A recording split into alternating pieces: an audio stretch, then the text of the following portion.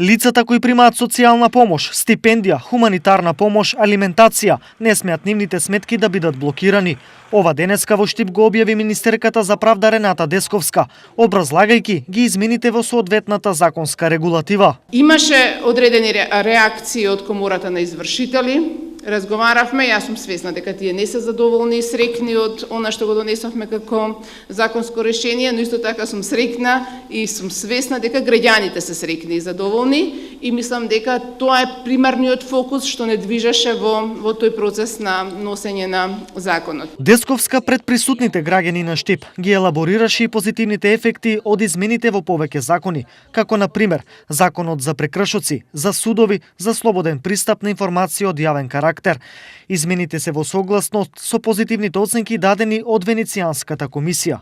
Владините политики кои го зголемуваат квалитетот на животот, особено од социјален аспект, се фокусирани на подигање на животниот стандард, пред сека и работниците со утврдувањето на повисока стапка на минималната плата, истакна министерката за труд и социјална политика Мила Царовска. Со тоа ја отворивме и спиралата на раст на плати. 90.000 граѓани добија минимална плата, но што се случи со оние кои што имаат 13-14.000 денари, кога веќе се постигна повисоко ниво на минимална плата. Не ги заборавивме и тие работници, затоа што направивме програма за раст на платите.